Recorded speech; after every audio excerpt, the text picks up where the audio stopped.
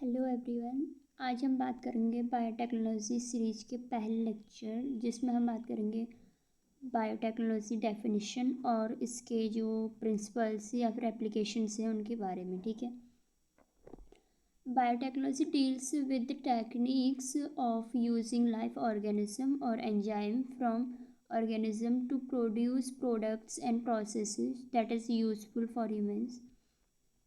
Biotechnology वह है, एक टेक्निक है जिसमें हम टेक्निक्स का यूज करते हैं लिविंग ऑर्गेनिज्म में या फिर उनके एंजाइम में और या फिर लिविंग ऑर्गेनिज्म के कोई सेल या टिश्यू में, जिससे हम न्यू प्रोडक्ट या फिर न्यू प्रोसेसेस प्रोड्यूस कर सकते हैं जो यूज़फुल होती हैं ह्यूमन्स के लिए। ठीक है, बेनिफिशियल होती है उनके लिए। According to European Federation of Biotechnology, इनने एक बायोटेक की डेफिनेशन दी है। इनने ये कहा कि the integration of natural science and organism cells part thereof and molecular analogous for product and survive. इन्होंने कहा कि इंटीग्रेशन, इन्होंने क्या किया, इंटीग्रेशन कर दिया नेचुरल साइंस का और लिविंग ऑर्गेनिज्म का या फिर उनके पार्ट का या उनके सेल्स का या उनकी जो मॉलिक्यूलर एनालॉगस हैं उनका इंटीग्रेशन कर दिया, जिनसे न्यू प्रोडक्ट या फिर न्यू सर्विसेज हम तैयार करते हैं जो बेनिफिशियल होते हैं ह्यूमन के लिए। ठीक है। और बोलें तो बायोटेक्नोलॉजी बायोटेक्नोलॉजी में आता है microbiology, biochemistry, engineering science. Microbiology में आ गया कि माइक्रोब्स यूज हो रहे हैं टेक्नोलॉजी में। बायोकेमिस्ट्री में आ गया कि जैसे डीएनए, आरएनए, प्रोटीन्स वगैरह यूज हो रहे हैं।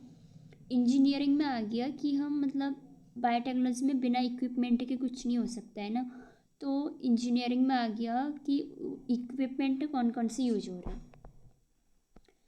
अब हम इनसे मिलाकर हम मैन्युफैक्चरिंग ऑफ न्यू प्रोडक्ट को मैन्युफैक्चर कर रहे हैं या फिर मैनिपुलेट कर रहे हैं प्रोडक्ट्स का, मतलब प्रोडक्ट्स में कुछ चेंज कर रहे हैं जो कि ह्यूमन के लिए बेनिफिशियल होते हैं। ठीक है। अब है principles of biotech. Mainly two principle हैं, that is old biotech and modern biotech. Old biotech में पहले क्या होता था, एंशियंट टाइम पे हम बायोटेक का यूज तो करते थे, मतलब जो प्रोसेसेस हम करते थे ट्रेडिशनली वो बायोटेक के अंदर आती हैं, लेकिन हमको पता नहीं था कि ये बायोटेक है करके। जैसे इसमें नेचुरल स्ट्रेंस का यूज होता है, मतलब सब कुछ ट्रेडिशनली चलता था, जैसे कर्ड, दूध से दही का बनना, ब्रेड का बनना जिसमें ईस्ट वगैरह यूज होती है, चीज़ का बनना या वाइन का बनना। ठीक है। सेकेंड है मॉडर्न बायोटेक। मॉडर्न बायोटेक में नेचुरली चीज़ें भी आती हैं और उसमें इंजीनियरिंग भी आ गई, मतलब इक्विपमेंट्स भी आ गई। ये अगेन टू टाइप्स के प्रिंसिपल हैं इसमें। फर्स्ट है जेनेटिक इंजीनियरिंग, सेकेंड है बायो प्रोसेस इंजीनियरिंग और इसको हम केमिकल इंजीनियरिंग भी बोलते हैं। ठीक है। फर्स्ट जेनेटिक इंजीनियरिंग को R D N A technology बोलते हैं या फिर रिकॉम्बिनेंट डीएनए टेक्नोलॉजी बोलते हैं। First is genetic engineering. ठीक है। Techniques to alter the chemistry of genetic material that is DNA और RNA to introduce these into host organism and thus change the phenotype of the host organism। Genetic engineering में क्या होता है, हम जो है मतलब जेनेटिक मटेरियल है, जो जीन है, डीएनए या आरएनए, उसकी केमिस्ट्री ही चेंज कर देते हैं होस्ट में, मतलब या जैसे कोई किसी में हमने जीन चेंज कर दिया है, उसको रिप्लेस कर दिया, वहाँ पे कोई दूसरा जीन डाल दिया। ठीक है। जैसे हम केमिस्ट्री चेंज करी और इसको हमने होस्ट ऑर्गेनिज्म में इंट्रोड्यूस करा दिया और उस ऑर्गेनिज्म का फिनोटाइप ही चेंज हो गया। ठीक। सेकंड है बायोप्रोसेस इंजीनियरिंग। इसमें क्या होता है, मेंटेनेंस ऑफ स्टेराइल और microbial contamination free ambience in chemical engineering process to enable growth of only the desired gene microbe eukaryotic cell in large quantities for the manufacture of biotechnological products like antibiotics, vaccine and enzymes। ठीक है। अब हमने genetic engineering तो कर ली, मतलब gene को isolate कर लिया और उसको दूसरे होस्ट ऑर्गेनिज्म में ट्रांसफ़र कर लिया, लेकिन उसके मेंटेनेंस के लिए, उसकी सर्वाइव के लिए हम उसको जो है कंटामिनेंट फ्री एनवायरनमेंट प्रोड्यूस करते हैं, मतलब स्टेराइल एनवायरनमेंट प्रोड्यूस करते हैं। और ये जो है ये इसलिए प्रोड्यूस करते हैं क्योंकि हमारा जो डिज़ायर्ड जीन है या डिज़ायर्ड माइक्रोब है केवल वही ग्रो करे, उससे उसमें बाहर से कंटामिनेशन ना आए, ठीक है। इसको बोलते हैं स्टेराइल कंडीशन। यहाँ पे हम बना सकते हैं एंटीबायोटिक्स, वैक्सीन्स और enzymes. Now the application of biotechnology. First is in agriculture. Agriculture में पहला हो गया इसका स्ट्रेस रेजिस्टेंट प्लांट ग्रो कराते हैं इससे। स्ट्रेस मतलब हो गया कि उसमें बायोटिक फैक्टर्स और एबायोटिक फैक्टर्स कौन कौन से, उनसे जो रेजिस्टेंट हो मिलती है प्लांट को, उसको बोलते हैं स्ट्रेस रेजिस्टेंट, ठीक है। पहला है ड्रॉट कंडीशन, बहुत ज़्यादा ड्राई कंडीशन होगी तो उसमें भी जो है प्लांट ग्रो कर सकता है, ड्रॉट रेजिस्टेंट बोल सकते हैं इसको। हैवी रेनफॉल रेजिस्टेंट, ये सब एबायोटिक में आ गए, ठीक है। हैवी रेनफॉल रेजिस्टेंट में आ गया, अगर बहुत ज़्यादा बारिश हो रही है किसी प्लांट पे या उसमें बहुत ज़्यादा पानी भर गया है तब भी वो सर्वाइव कर सकता है, उसे कोई नुकसान नहीं होगा। हाई सनलाइट रेजिस्टेंट, अगर बहुत ज़्यादा सनलाइट है तो वहाँ पे भी प्लांट ग्रो कर सकता है, ठीक है। ये सब बायोटेक्नोलॉजी के द्वारा किया जा रहा है। मतलब अगर हाई सलाइन वाटर है या हाई सैलिनिटी है, जैसे मतलब बहुत ज़्यादा नमक, बहुत ज़्यादा सलाइन है, वहाँ पे सलाइन सॉइल है, वहाँ पर भी जो है प्लांट ग्रो कर सकता है और मतलब प्लांट में कोई इफेक्ट नहीं होगी, कोई डिफेक्टिव नहीं होगा उसका, ठीक है। अब है बायोटिक में आ गया पेस्ट रेजिस्टेंट, मतलब कोई पेस्टिसाइड उसमें नहीं लग सकता है। सेकंड है इंसेक्ट रेजिस्टेंट। इंसेक्ट मतलब कोई इंसेक्ट आकर उसको इफ़ेक्ट नहीं कर सकता है, उसमें कोई डिजीज़ नहीं कर सकता है। थर्ड है इंक्रीज प्रोडक्टिविटी। हम बायोटेक का यूज़ करते हैं एग्रीकल्चर में कि जो क्रॉप्स हैं या फिर जो प्लांट्स हैं उनकी प्रोडक्टिविटी इंक्रीज़ कराने के लिए और उनकी क्वालिटी को इम्प्रूव करने के लिए, ठीक है। फर्स्ट हम इसका यूज़ कहाँ कहाँ कर सकते हैं। फर्स्ट है बीटी कॉटन, मतलब bacillus thuringiensis, BT full form. इसका मतलब बीटी कॉटन इसलिए बोलते हैं क्योंकि इसमें इसका यूज जो है कॉटन में हुआ था, ठीक है, या होता है। जो बैसिलस thuringiensis है उसमें एक टॉक्सिन होता है, एक प्रोटॉक्सिन बोलते हैं उसको, जो कि उसमें इनएक्टिव फॉर्म में रहता है। अगर मतलब बैसिलस thuringiensis अगर खुद में अपने आप में है, कहीं पे वो कोई से एनवायरनमेंट नहीं मिला है, तो उसमें जो टॉक्सिन होता है वो इनएक्टिव फॉर्म में होता है, इसको बोलते हैं प्रोटॉक्सिन, ठीक है। वैन इंजेक्टेड होस्ट प्लांट और डिफेक्टिव प्लांट, दैट इज़ उनके अंदर जो वॉर्म होंगे या फिर इंसेक्ट होंगे जो उनको प्लांट को जो है डिफेक्ट कर रहे हैं, BT toxin convert in active form in the presence of alkaline pH of insect midgut. जब हम इस बैसिलस thuringiensis को इंजेक्ट करते हैं होस्ट प्लांट में या डिफेक्टिव प्लांट में या उनके अंदर जो वॉर्म है, इंसेक्ट्स हैं उनमें, तो ये बीटी का जो टॉक्सिन है ना, ये एक्टिव फॉर्म में कन्वर्ट हो जाता है बिकॉज ऑफ अल्कलाइन पीएच होता है इंसेक्ट्स के मिडगट में, अल्कलाइन पीएच मिलता है जो कि बीटी टॉक्सिन के लिए मतलब सुटेबल एनवायरनमेंट होता है और ये एक्टिव फॉर्म में कन्वर्ट हो जाता है, ठीक है।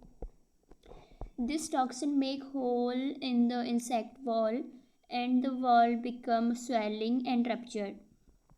ये जो एक्टिव फॉर्म में बीटी टॉक्सिन आ गई है, ये क्या करता है, इंसेक्ट्स की जो बॉडी वॉल होती है उसमें होल क्रिएट कर देता है और उसमें स्वेलिंग होने लगती है। बाद में ये मतलब बॉडी वॉल रप्चर हो जाती है और इंसेक्ट डेड हो जाता है, मतलब तो फिर ये तो अब जो हमारा कॉटन है या फिर जैसे बीटी ब्रिंजल हो गया, अब ये जो है फ्रेश है, अब इसमें कुछ डिफेक्ट नहीं है, ठीक है। थर्ड है RNA interference. A nematode Meliodigini incognitia infect the root of tobacco plant and cause a great reduction in yield. एक निमेटोड है जो मेलोइडिगाइनी इनकॉग्निशिया होता है इसका साइंटिफिक नेम। ये जो है टोबैको प्लांट की रूट में एक इन्फेक्ट कर देता है रूट को, जो कि टोबैको यील्डिंग में बहुत ज़्यादा रिड्यूस मतलब डिक्रीजमेंट आ जाता है। RNA interference takes place in all eukaryotic organism as a method of cellular defense। जो RNA इंटरफेरेंस है वो सभी यूकैरियोटिक ऑर्गेनिजम्स में यूज़ होता है एज अ सेल्यूलर डिफेंस, मतलब जो सेल्स होते हैं उनकी रक्षा के लिए या उनको बचाने के लिए, ठीक है। मतलब उनको कोई बाहर का पैरासाइट आकर इन्फेक्ट ना करे, इससे बचाने के लिए RNA इंटरफेरेंस का यूज होता है। This method involves silencing of a specific mRNA due to a complementary dsRNA, that is double-stranded RNA molecule that binds to the prevent translation of the mRNA। जो ये मेथड है इसमें एक हम बाहर से क्या करते हैं, जो इन्फेक्टेड रूट है ना उसमें हम बाहर से एक फ्रेश RNA इंजेक्ट करते हैं जो कि उस रूट के RNA से बाइंड हो जाता है, मतलब डबल स्ट्रैंडेड RNA बना देते हैं। और जब निमेटोड इसके करीब आता है ना, तो निमेटोड जब अपना RNA अपना जीन छोड़ने की कोशिश करता है तो ये जो है रूट के जीन से बाइंड नहीं हो पाता है या रूट के RNA से बाइंड नहीं हो पाता है, और जो है तब निमेटोड का जीन ख़त्म हो गया। मतलब जो बाहर से हमने RNA इंजेक्ट करा था उसकी वजह से जो निमेटोड है उसका जीन ख़त्म हो गया और ये इफेक्ट नहीं कर पाएगा। The source of this complementary RNA could be from an infection by viruses having RNA genome or mobile genetic element transposons that replicate via an RNA interference या RNA intermediate, ठीक है। अब जो ये कॉम्प्लीमेंट्री RNA का source है ये होता है इन्फेक्शियस बाय वायरस से इन्फेक्शियस हो सकता है, बट जो हमने बाहर से RNA इंजेक्ट कर दिया उसकी वजह से ये सब ख़त्म हो जाएगा और डिजीज़ ख़त्म हो जाएगी। ये यहाँ पे मैं लिखना भूल गई थी, बट जो ये निमेटोड है ना मेलिडियोगाइनी इनकॉग्निशिया, ये जो एक डिजीज़ कॉज करता है रूट में, इसको बोलते हैं रूट नॉट डिजीज़। मतलब रूट नॉट डिजीज़ मतलब रूट में गांठें बन जाती हैं, ठीक है।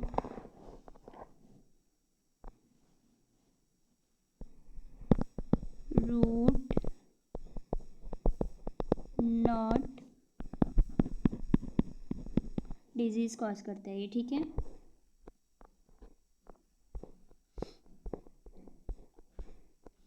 अब हम इसको कैसे ट्रांसफ़र करते हैं, मतलब जो हमने बाहर से जीन इंजेक्ट करा उसको हम कैसे इंजेक्ट करते हैं, उसके लिए कोई वेक्टर तो चाहिए होगा हमें। तो ये वेक्टर होता है agrobacterium vector. Using agrobacterium vector nematode specific gene were introduced into the host plant. मतलब जो एग्रोबैक्टीरियम वेक्टर होता है उसका यूज़ करके हम जो निमेटोड स्पेसिफिक जीन होता है, जो कि निमेटोड को ख़त्म करने के लिए जो जीन होता है उसको हम इंट्रोड्यूस कराते हैं होस्ट प्लांट में, जो डिफेक्टिव प्लांट है उसमें, ठीक है। The introduction of DNA was such that it produced both sense and anti sense RNA in the host cell. ये जो हमने इंट्रोड्यूस करा, यहाँ पे RNA होना चाहिए था, जो हमने इंट्रोड्यूस करा RNA को, ये जो है सेंस और एंटी सेंस दोनों RNA प्रोड्यूस करते हैं होस्ट सेल में। These two RNA being complementary to each other and form dsRNA, that is double stranded RNA that initiate RNAi या RNA interference, ठीक है। ये जो सेंस और एंटी सेंस RNA बने ये जो हैं कॉम्प्लीमेंट्री होते हैं एक दूसरे के, और ये जो है dsRNA double stranded RNA form करते हैं जो कि इनिशिएट करता है RNA इंटरफेरेंस को, and the silenced the specific mRNA of the nematode. इसलिए जो ये साइलेंस हो जाता है निमेटोड का स्पेसिफिक mRNA, ठीक है, मतलब वो कॉज नहीं कर पाता है रूट को। The consequence was that Parasite could not survive in a transgenic host expressing specific interfering RNA। तो इससे क्या होता है, जो पैरासाइट होते हैं वो होस्ट प्लांट में या ट्रांसजेनिक होस्ट में जो है सरवाइव नहीं कर पाता है। ये लीड करता है स्पेसिफिक इंटरफेरिंग आरएनए को, ठीक है, या इंटरफेरेंस आरएनए को। The transgenic plant therefore got itself protected from the parasite। इसलिए जो अब ये ट्रांसजेनिक प्लांट बना, ये जो है अपने आप को प्रोटेक्ट किए रहता है पैरासाइट से, ठीक है। इसका तीसरा हो गया सोमैटिक हाइब्रिडाइजेशन में। सोमैटिक हाइब्रिडाइजेशन में क्या होता है, हम दो ऑर्गेनिज्म लेते हैं कोई, उनके एक सोमैटिक सेल होती है। सेल टू टाइप्स की होती है ना, सोमैटिक सेल और जर्मिनल सेल। जर्मिनल सेल मतलब जो फर्टिलाइजेशन या फिर जो रिप्रोडक्शन में हेल्प करती हैं, reproductive cell that is the germ cell. उनसे अलावा जो रिप्रोडक्शन में नहीं होती हैं दैट आर सोमैटिक सेल्स, ठीक है। अब है जो हम दो ऑर्गेनिज्म लिए, ऑर्गेनिज्म ए और ऑर्गेनिज्म बी, इनका हमने एक एक सोमैटिक सेल लिया, इनको हमने इन विट्रो फर्टिलाइजेशन कराया। इन विट्रो का मतलब हो गया हमने इसे आर्टिफिशियल कंडीशन दी या लैब कंडीशन दी फर्टिलाइजेशन के लिए, ठीक है। तो यहाँ पे न्यू वैरायटी बना, न्यू वैरायटी से फिर होल प्लांट बनेगा, तो मतलब न्यू वैरायटी बनेगी जिसमें बेटर क्वालिटी होगी, उसकी प्रोडक्शन बेटर होगा। अब है ट्रांसजेनिक एनिमल, ये सब एग्रीकल्चर में ही है, इसमें एनिमल भी आ गए। हम ट्रांसजेनिक एनिमल का एग्जांपल ले रहे हैं। An animal that has stably incorporated engineer DNA into its germ line, such an organism is able to pass the transgene on to all the offsprings। ये ट्रांसजेनिक एनिमल वे animal होते हैं जिसमें capability होती है engineer DNA को incorporate करने की उनके जर्म लाइन में, ठीक है। Such an organism is able to pass the transgene, मतलब इन जो ये ट्रांसजीन एनिमल हो गए, इनमें एबिलिटी होती है, कैपेबिलिटी होती है जो इनका ट्रांसजीन है उसको ऑफ स्प्रिंग्स में पास करने की, ठीक है। It should be stressed that all the cell of the transgenic individual contain the transgene। इसलिए अगर हमने किसी एक एनिमल में ट्रांसजीन इनकॉर्पोरेट करा तो उसके बाद जो उसकी नेक्स्ट ऑफ स्प्रिंग्स जितनी भी बनेंगी उन सब की सेल्स में वो ट्रांसजीन प्रेजेंट होगा,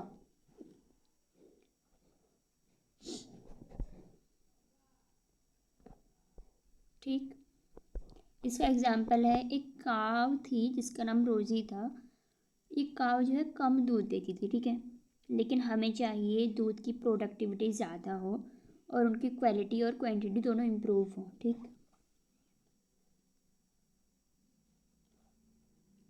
तो इसमें क्या करा, अल्फ़ा लैक्टो एल्बुमिन हमने जो जीन था उनको उसको इसमें इनकॉर्पोरेट कर दिया। जो इसकी दूध देने वाली जीन थी उसमें हमने उसको हटाकर इसमें अल्फ़ा लैक्टो एल्बुमिन इनकॉर्पोरेट करा, ठीक है। इससे क्या हुआ, जो फिर इसमें मैनिपुलेट करा हमने उस जो फिर नया बना उसमें क्या हुआ, increase the milk nutritious value या इम्प्रूवमेंट द मिल्क क्वालिटी, ठीक है। क्वालिटी और क्वांटिटी दोनों इंक्रीज करी मिल्क की, ठीक। अब इसका दूसरा एग्जांपल हम ले सकते हैं, जैसे हम कोई ह्यूमन्स के लिए, ह्यूमन डिजीज़ के लिए कोई वैक्सीन बनाते हैं तो उसको हम फर्स्ट टेस्ट के लिए फर्स्ट यूज़ करते हैं रैट में, पिग्स में या फिर सीप में, क्योंकि इनकी जो एनाटॉमी होती है या फिर इनका जो मेटाबॉलिज्म होता है वो ह्यूमन से मिलता जुलता है, बहुत ज़्यादा मिलता जुलता है, इसलिए हम वैक्सीन का टेस्ट जो है पहले इनमें करते हैं, ठीक है। Now how can we benefit from such transgenic animal. अब जो ये ट्रांसजेनिक एनिमल बनाए बायोटेक के द्वारा, इनको हम अपने बेनिफिट में कैसे ले सकते हैं। पहला है नॉर्मल फिजियोलॉजी एंड डेवलपमेंट। पहले हम किसी एनिमल की नॉर्मल उसकी फिजियोलॉजी क्या है या उसका जो डेवलपमेंट है वो कैसे हो रहा है, इसे जानने के लिए हम बायोटेक का यूज़ करते हैं, ट्रांसजीन का यूज़ करते हैं। और उसमें जो डिजीज़ हो रही होती है उसकी स्टडी के लिए और उसके इन क्योर के लिए हम जो है उसके क्योर के लिए हम ट्रांसजीनिक एनिमल बनाते हैं और उसके में ट्रांसजीन को जो है इनकॉर्पोरेट करते हैं। तीसरा है बायोलॉजिकल प्रोडक्ट्स, मतलब प्रोडक्ट की क्वालिटी क्वांटिटी दोनों इम्प्रूव हो उसके लिए। चौथा है वैक्सीन सेफ्टी के लिए, मतलब सेफ्टी के लिए तब कह रहे हैं हम जो है वैक्सीन का पहले टेस्ट कर रहे हैं ना रैट में, पिग में और सीप में, तो इससे वैक्सीन की सेफ्टी होगी। पांचवा है केमिकल सेफ्टी टेस्टिंग के लिए, जैसे हम कोई केमिकल बनाते हैं या फिर कुछ बनाते हैं जो ह्यूमन के लिए बेनिफिशियल होता है, उसका हम टेस्ट करते हैं ह्यूमन के लायक जो ऑर्गेनिज्म में है, जो एनिमल्स हैं उनमें करते हैं, ठीक है। सीधे मतलब ह्यूमन में नहीं कर देते, क्योंकि ऐसा भी नहीं है कि वो सही ही बनी हो करके, इसलिए हम सीधे ह्यूमन में ये रिस्क नहीं ले सकते कि हम किसी एनिमल में करते हैं, ठीक।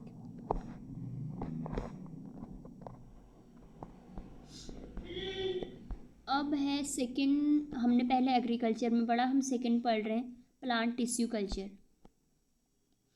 Plant tissue culture, a method of biological techniques in which fragments of tissue from a plant are transferred to an artificial environment in which they can continue to survive and function. ये एक method है, biological technique है जिसमें हम किसी plant tissue का fragment लेते हैं, उसको जो है आर्टिफिशियल एनवायरनमेंट में ट्रांसफ़र करते हैं, जहाँ पर ये जो प्लांट का टिश्यू है या प्लांट टिश्यू का पार्ट है ये जो है कंटिन्यू करता है उस आर्टिफिशियल मीडियम में, सर्वाइव करता है और उसमें ग्रो करता है, उसमें फंक्शंस करता है, ठीक है।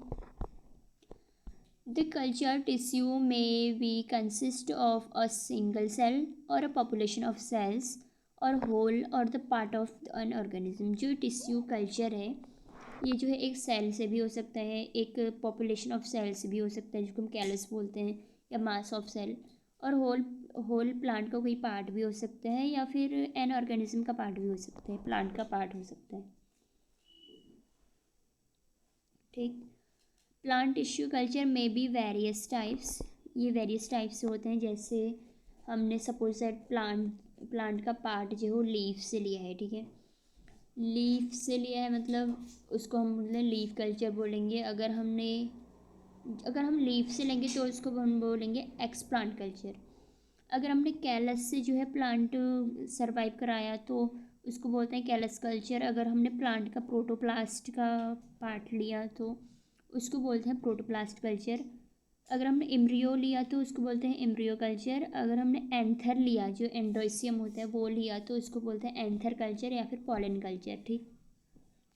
और मतलब हम अलग अलग पार्ट से ले सकते हैं, ओव्यूल का लिया तो ओव्यूल कल्चर, ओवरी का लिया तो ओवरी कल्चर, इसको हम डिटेल में बाद में पढ़ते हैं, ठीक है। अब ये हो गया एक्स प्लांट कल्चर, हम कैसे करते हैं, देखो ये एक प्लांट है, इसका हमने लीफ का या फिर स्टेम का कहीं से भी एक पार्ट लिया, ठीक है, वो जो हमने पार्ट लिया छोटा सा उसको हम बोलते हैं एक्स प्लांट। अब हमारा जो एक्स प्लांट है इसमें बहुत ज़्यादा कंटामिनेशन होगा, बहुत ज़्यादा और भी ऑर्गेनिज्म होंगे या फिर प्लांट के और भी पार्ट होंगे, लेकिन हमें वो नहीं चाहिए, हमें ओनली एक्स प्लांट चाहिए। इसके लिए हम एक्स प्लांट को रखते हैं कुछ टाइम के लिए सोडियम हाइपोक्लोराइड में, ठीक है, जिससे ये कंटामिनेशन फ्री हो जाएगा। हमें अब मिला है ओनली एक्स प्लांट।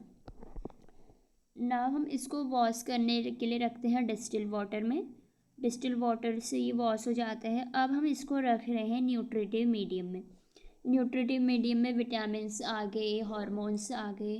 हार्मोन्स में सबसे ज़्यादा ना साइटोकाइनिन हार्मोन होता है जो प्लांट न्यूट्रिशन होता है उसमें, बिकॉज साइटोकाइनिन जो है ये इनिशिएट करता है सेल डिवीज़न को, सेल डिवीज़न में हेल्प करता है।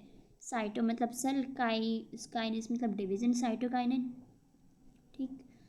अब है जो ये एक्सप्लांट था, ठीक है, इसमें साइटोकाइनिन भी है, जो मतलब इसका न्यूट्रिशन उसमें साइटोकाइनिन भी है, अदर हार्मोन्स भी हैं, मिनरल्स हैं, विटामिन्स हैं, सब कुछ है इसमें, ठीक।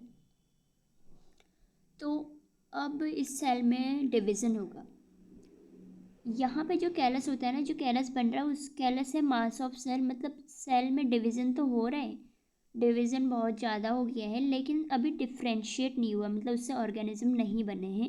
इसको हम बोलते हैं mass of cells, that is callus.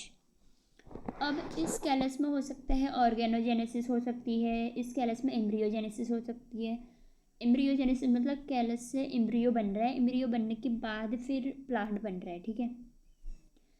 Callus में ऑर्गेनोजेनेसिस मतलब कैलस के जो डिफरेंट सेल हैं उनसे डिफरेंट प्लांट ऑर्गेनिज्म बन रहे हैं या ऑर्गेन्स बन रहे हैं, डिफरेंट प्लांट ऑर्गेन्स बन रहे हैं,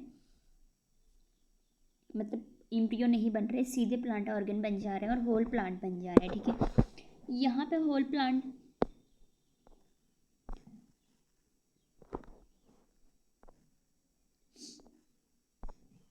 यहाँ पे जो है होल प्लांट तैयार हो गया है, बट अभी भी ये टेस्ट ट्यूब में ही है, ठीक है। हम इसको बाहर, मतलब जैसे पॉट में हो गया, बाहर ट्रांसफ़र करेंगे सॉइल में, तो ये अभी बहुत ज़्यादा नाजुक है ना, क्योंकि ये अभी तक टेस्ट ट्यूब में आर्टिफिशियल मीडियम में ग्रो कर रहा था। तो एकदम से जो है अगर हम इसको बाहर ट्रांसफ़र करेंगे तो ऐसा तो नहीं है कि एकदम से ग्रो कर जाएगा, उसको बाहर का एनवायरनमेंट अडप्ट करेगा। तो हम क्या करते हैं, इस सॉइल को भी जो है कंटामिनेशन फ्री एनवायरनमेंट प्रोड्यूस करते हैं फ़िलहाल के लिए। जब ये थोड़ा थोड़ा अडप्ट होने लगता है, थोड़ा बड़ा होने लगता है, तब हम इसको रखते हैं बाहर एनवायरनमेंट में, बाहर के सॉइल में, जैसे मतलब लैब से बाहर लगाते हैं इसको, ठीक है। ये हो गया tissue culture, plant tissue culture. तो आज का लेक्चर हम यहीं पे ख़त्म करते हैं, और बाकी के जो एप्लीकेशंस हैं उसके बारे में नेक्स्ट वीडियो में बात करेंगे, ठीक है। ओके।